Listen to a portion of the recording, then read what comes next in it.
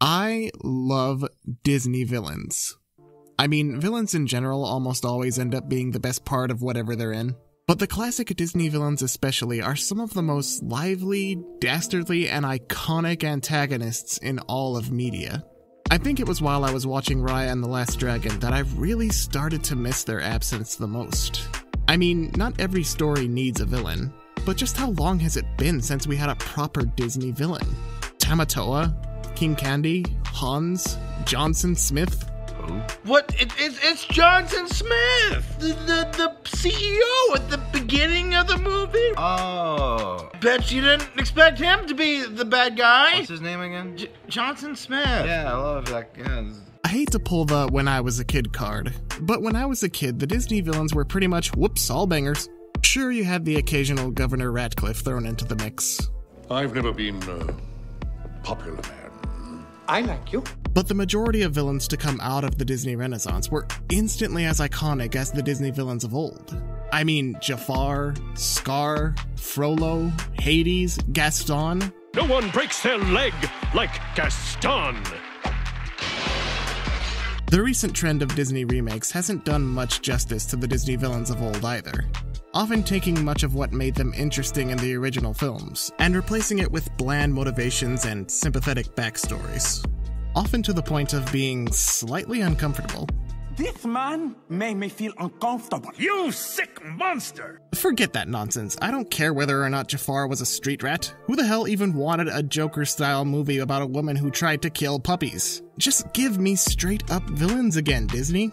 If you're like me and your love of classic Disney villainy also makes you a prime exploitable market, then you've probably partaken in a lot of media that specifically markets the Disney villains. One of my new favorites is actually the board game Villainous by Ravensburger. It started with a basic pack of 6 characters, and has had 4 more expansions adding fan-favorite and slightly more obscure villains alike. Oh yeah, and there's a Marvel version too, but Loki's not even in it, so who cares? I don't really sit down and play a lot of board games anymore, but every time I've played Villainous with a large group, it's been a blast. The game can take from 1 to 15 hours as you learn how to play and find the character that works best for you. Some of the villains have pretty basic goals like defeat Peter Pan or kill Snow White. Griffin, don't kiss the queen! Don't kiss the queen! The queen is bad! Do not kiss the queen! But others can add layers to how you play and accomplish your goal. The best characters are the ones that really get into the spirit of the movie. Like Scar's goal of killing his brother, Cruella's goal of killing puppies, and Prince John's goal of gaining power through taxes! It pretty much exemplifies all the best-worst qualities of some of my favorite Disney villains, using an art style for the boards and cards that perfectly replicates each movie in a unique and beautiful way, most of the time. The game pieces themselves are cool as shit too, using minimalist features from each of the villains that are still visually distinct if you're familiar with them. And look, they added the Horn King in the latest expansion! I mean, when was the last time Disney even acknowledged the Black Cauldron's existence? Honestly. As fun as Villainous is, it always reminds me of an even more classic game from my childhood. One that saw you, a mere child, going toe-to-toe with some of the nastiest villains in Disney history, in an effort to save the worlds they had twisted with their nefarious evil. I, of course, speak of the iconic game that shaped many childhoods to those lucky enough to experience it. Villain's Revenge.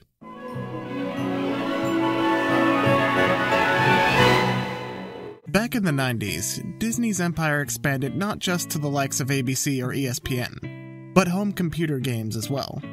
These ranged from animated storybook retellings of their movies, to educational games, to point-and-click adventure titles.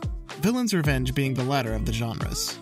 My sisters and I got this game for Christmas when we were kids back when the game came out in 1999. And the funny thing about it is the more I try to read up on it, the more I get the vaguest of notes on the development.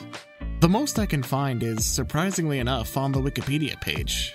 But even then, I'm not sure how much stock to take from it, as there's not a lot of citations to go from. The best I can gather is that it was one of many projects under then-current creative director Roger Holzberg, and was mainly a marketing ploy to try and increase interest in the older Disney films for younger audiences. I can respect that, to be honest, as it would have been just as easy to capitalize on the success of the then-contemporary Renaissance movies. The game itself is an impressive mix of 3D backgrounds with 2D characters. It's not always the most convincing mixture, but it does work most of the time and gives the game a unique style. In fact, I'd go so far as to say that it almost adds to the uneasy nature of the premise, where the villains have stolen the happy endings of their respective stories, and proceed to mess with the heroes in increasingly terrible ways. But I'm getting ahead of myself. The animation was handled by Karen Johnson Productions, which seemed to handle a lot of 90s adventure point-and-click games. It was eventually renamed as Aha Studios in 2002, and once again that's the gist of what I was able to find about it. So much about this game is shrouded in mystery, it almost gives it an ethereal flair, like something I could have dreamed up if dozens upon hundreds of other people hadn't also grown up playing it. The implication of the game is that you're a child with a fairly large bedroom that just so happens to have a talking cricket who narrates stories to you. Cricket's the name. Jiminy Cricket. Have you ever heard of Snow White and the Seven Dwarfs, Peter Pan, Dumbo, or Alice in Wonderland? They're all in this book. Would you like me to read you a story? In what could almost be an amusing meta-commentary on how many times people have seen the movies themselves, Jiminy soon loses interest and decides to shake things up a bit. I'll take out each of the happy ending pages, then you can guess which story to put them back into. Sort of like a game. Okay, first of all, that's barely even a game. You literally explain all the happy endings of each story when I click on them, so there's no guessing involved. In this happy ending, Alice travels to Wonderland, but makes it back home, and without losing her head. Second of all, as the son of a librarian, how dare you? But before I can even think of a third thing, when we try to put the pages back, the book begins to spin around the room in an unholy combination of The Exorcist and Evil Dead.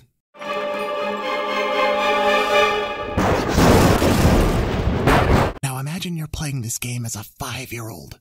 After this, we're finally introduced to the Disney villains themselves. These being Captain Hook, the Queen of Hearts, the Evil Queen, and the Ringmaster. Wait, what? The Ringmaster?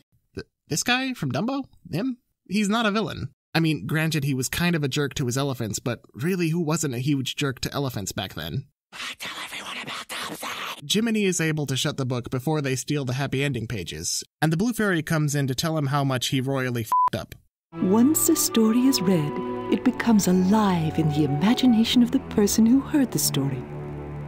By removing the happy endings, the heroes were left in peril, and the villains put in control. Jiminy volunteers us to go into the book ourselves and fix the stories that the villains have already begun to change. But not before a kind of superfluous minigame where we have to guess the characters on the cover of the book, while two annoying doorknobs bicker at each other.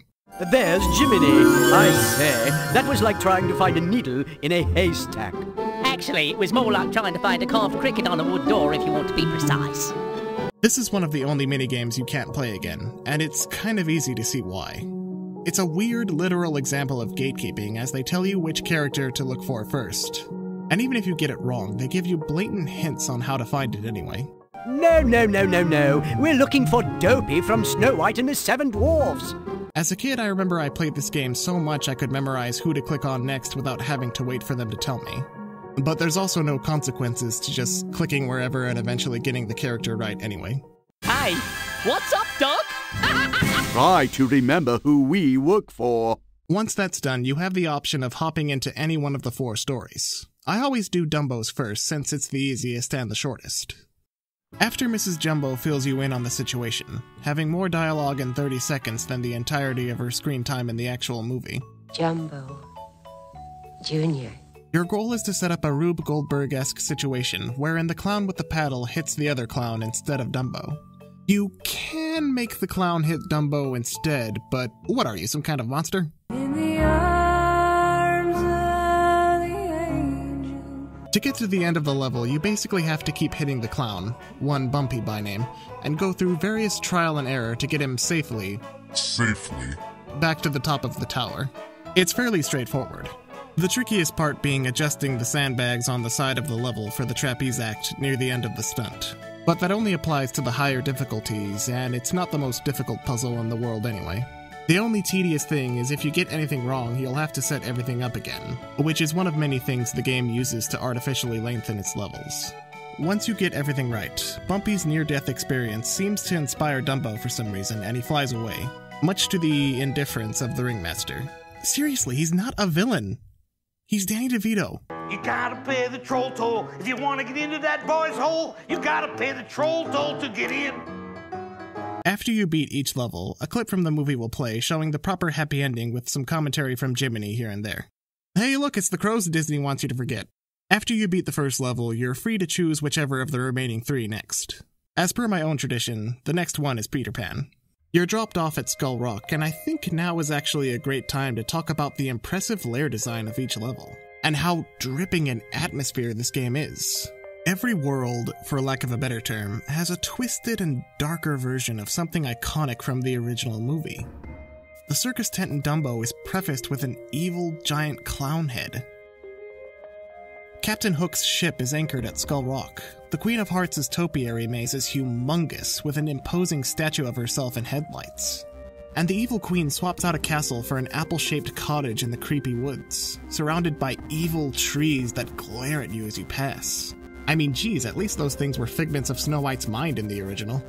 If there's one thing the classic Disney movies aren't lacking in, it's atmosphere, often of the foreboding kind.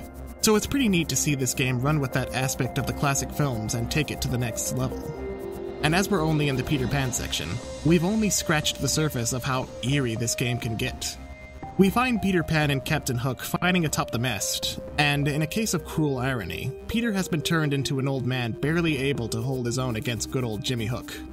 Hook knocks Peter's sword out of his hand and it lands directly in front of us. Go on, pick it up, and use it to run this old codfish through the gizzard. Okay, I'm 10. Well, I guess he is too, usually. A little more backstory about me. Peter Pan was my favorite Disney movie as a kid, mainly due to one little detail. Pirates! I freaking loved pirates as a kid. I loved learning about them, I loved collecting little pirate toys and playing with my Fisher-Price pirate ship. I loved seeing that one pirate show at Treasure Island before they stopped doing it because they suck. If there was anything that had to do with pirates, I was all over it. So this level's gimmick being an extended sword fight with Hook and his motley crew was like a second Christmas for 5-year-old me, even if I always ended up dying. The battle with Hook consists of 3 phases. The first has you positioning him towards an opening in the crow's nest and pushing him out, sending him tumbling down to the next level of the mast, leading into the second stage. Here Hook lets his crew fight for him, as you have to vary between blocking and jabbing various pirates that come your way. There's a clever mix-up where in between blocking and jabbing, you have to listen for which way the pirates are coming from, which is a neat idea in theory. Except the block icon and little radar at the upper right of the screen always lets you know exactly where they're coming from in advance. I mean, whatever, it's for kids. After you catch up with Hook and knock him down to the final level, you're given another shake-up midway through where his sword is sent flying out of his hand. Oh, drat! You're then presented with 2 options. Toss it back to him, or, in Peter's words, run this old codfish through the gizzard. Naturally, I always chose the latter.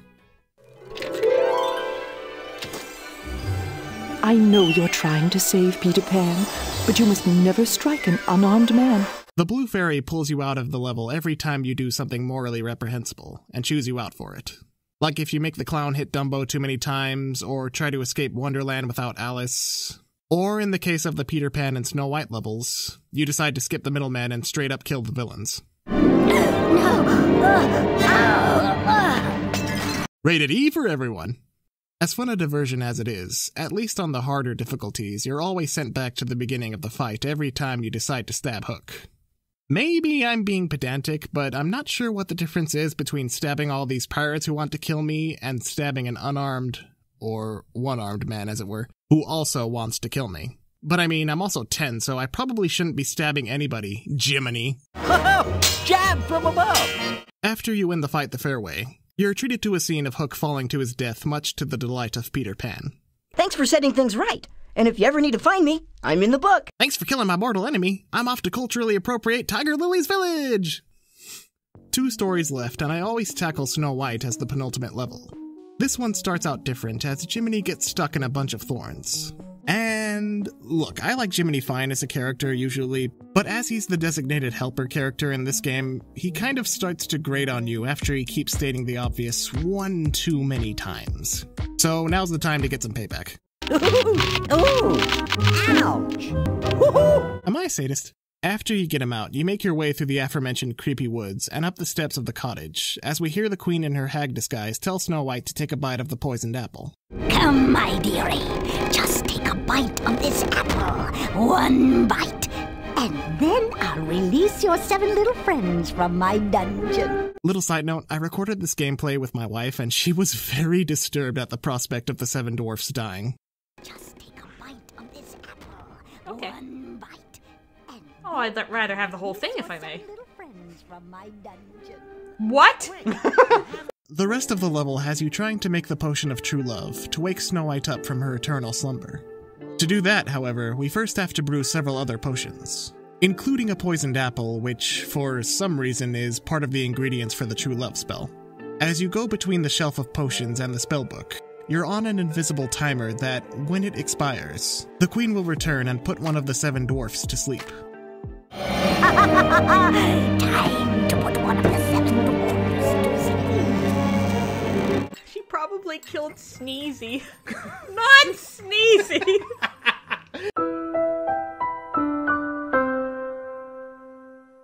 Some of the potions in the queen's collection aren't used at all, but you're free to throw whatever into the cauldron, and free to put a poisoned apple into her aging potion as previously mentioned. One other thing you can do is substitute one of the ingredients of the true love spell in order to get a completely different prince. I didn't even know about this until I was like 20 years older, so this was fun to discover. Brewing the correct spell brings out Prince... what's your name? They've never given me a name. I've been around since show 1 and I still don't have a name. Anyway, he kisses Snow White and everything goes back to normal. Look, even the dwarves are alive again. I got a lot of emotions I'm dealing with right now. Only one more story, though. That's traumatic. The last level, Alice in Wonderland, is also the longest and most tedious. It starts out with Jiminy overhearing the cards relaying orders from the queen to decapitate Alice. If I go home without my head, my mother will be so very unhappy with me. And by the time we get down to the maze, we find out that, yes, indeed, they have gone off with her head. Now again, imagine you're 5 years old playing this. The Wonderland level is probably where the atmosphere is at its best. The game runs smooth as silk on my laptop, but back in the good old days, we played it on an old Mac computer, so it would run super slow half the time. This wasn't always a bad thing, as it meant I could really get into the feel of each level. And wandering the various paths of the maze with only Alice's distant voice to guide you in the proper direction was moody as hell, and just what 5-year-old me didn't know he needed. The gimmick of following Alice's voice down the right path is also much better than the previous attempt at a sound gimmick in the Peter Pan level, as you have to be extra sure her voice is coming the loudest from a certain direction, and there's often multiple paths you can choose from. You could also decide to forget Alice and follow the White Rabbit home, but... Halt! By order of the Queen!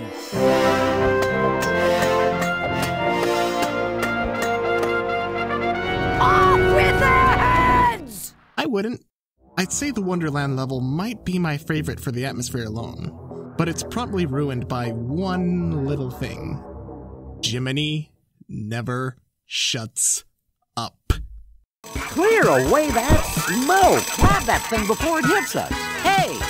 Watch out! Grab that thing before it hits us! You got it!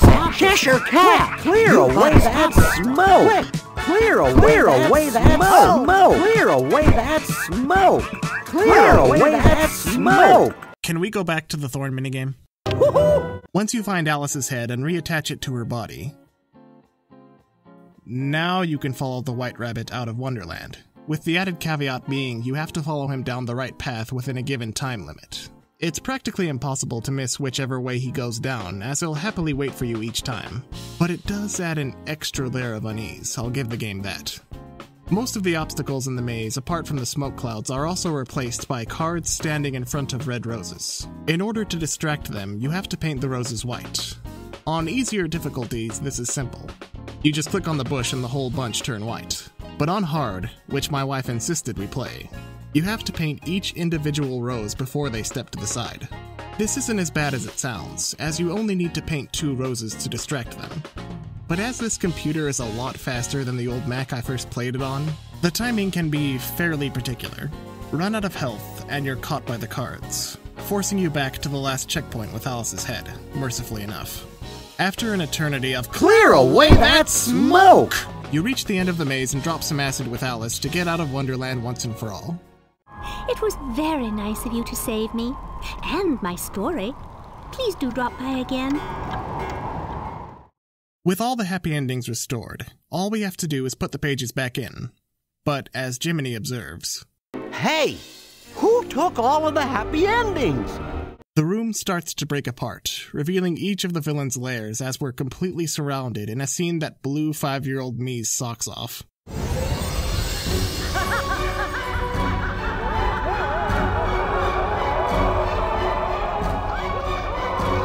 Mommy! Jiminy literally throws the book at you, and the final boss is a 4-on-1 battle royale between the various forces of evil and the Ringmaster. This is honestly the most fun part of the entire game, as you deflect various objects back at the villains, knocking out their henchmen, destroying their lairs, and delivering one final blow to each of the 3 villains, and the Ringmaster. After you take out the 3 masts on Hook's ship, he starts firing cannonballs at you from the Eye of Skull Rock. 3 cannonballs sent back at him, and he's history. Double drat! I hate happy endings. The Queen of Hearts serves various croquet balls, real ones, not those mole things from the movie, and retreats to her statue after 3 hits. 3 more hits to the statue's head, and Vive la Revolution! The Ringmaster and his clowns all throw bowling pins and pies at you, probably because they never got that raise from him. Hey, let's hit him for a raise. Yeah, sure, this is white real dough. Maybe he is evil. A few hits and he retreats into the tent. Afterward, a few towering jack-in-the-boxes start throwing pies at you. You're free to take them out, but less than 3 hits into the tent and the Ringmaster's curtains. Here's your toll, troll. Last but not least, the evil Queen Grimhilda. No, really, that's her legit name that nobody ever uses. I'll be honest, I always found her the most unnerving of all the villains in this final encounter. Probably because she doesn't really have any minions besides the trees, that all shoot spells at you once she retreats into the cottage. But she doesn't even seem to need them. She'll get dangerously close to the player and do nothing but cackle the entire time. It's kind of a relief when she finally runs into her cottage, and you send 3 spells through the door to finish her off. Magic mirror on the wall. Who is the fairest one of all?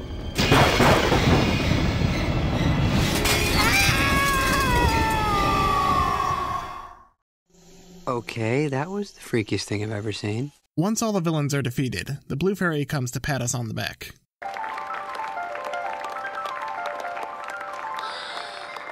You have defeated the evil that was here. Naturally! As a reward, she gives us 4 new minigames to play in the bedroom, and we're free to go back and play the levels in the book whenever we want. There's no option to fight all the villains again though, which always disappointed me. The first minigame is an Alice in Wonderland themed maze where we have to guide a little caterpillar to the exit while constantly switching the top and bottom layers to find the right path. It's kind of the same tedium as the real maze level, but without the cool atmosphere to back it up. Moving on. The next minigame is a minecart run where you take control of all the 7 dwarfs, and use them to get past multiple obstacles to get gems at the end of the level. Each of the dwarfs has their own unique ability. Doc builds bridges, Sneezy puts out fires, Happy moves obstacles and can toss the other dwarfs across gaps. Hey, wait a minute! Nobody tosses a dwarf. So that was a lie. Again, this game's fine, just kind of repetitive and tedious. It becomes more involved later on as you have to combine some of the dwarf skills, but I never have the patience to get that far anymore. So the next minigame is one where you can make Bumpy the Clown dance.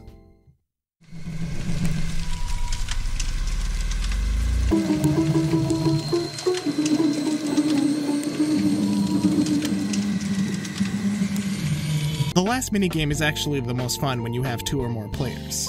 It's a sort of tic-tac-toe meets Connect 4 game, where you have to lay 6 pieces on the board in a row to win, but you can also sabotage the other player by capturing their pieces. I thought I was gonna be all suave and beat my wife with my 20-plus year familiarity with this game, but that's not how things played out. Oh shit! Oh shit! Oh shit! Oh, what the Oh god, you got me. Oh shit. 1, 2, 3. Oh, I think I'm actually. Apart from that, there's not really much else to come back to once you've beaten the game.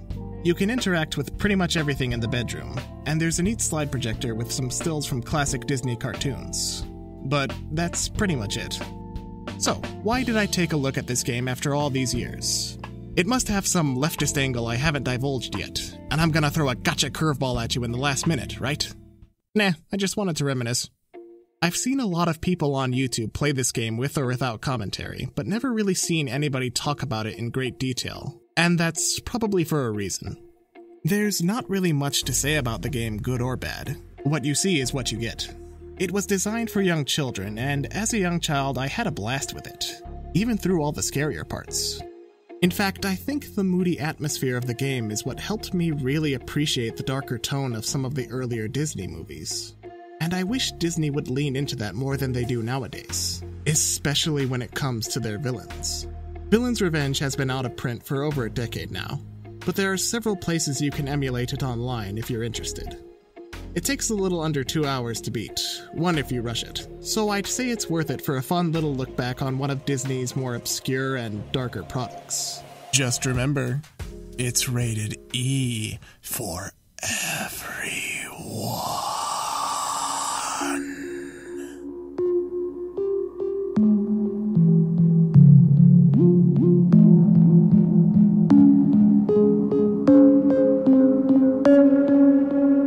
Okay, bye.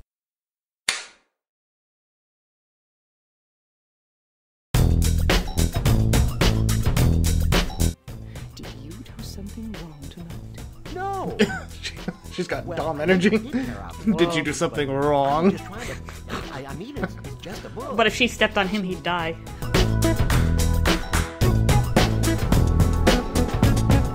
This is hard, Jason. It's hard. No!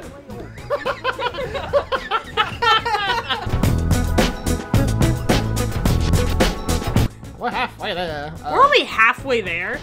This is bullshit. And you gotta get half the with the one.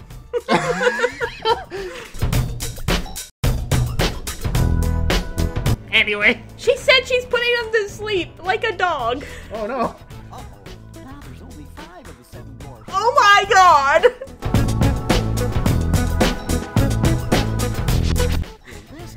Oh my god. Nope. Nope. Nope. Nope. Nope.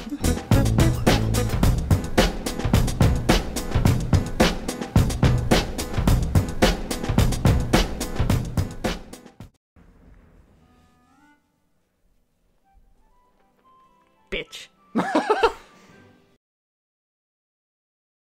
They've never given me a name, though I've been here since movie 1. I still don't have a name, Prince whatever, Snow White's big crush.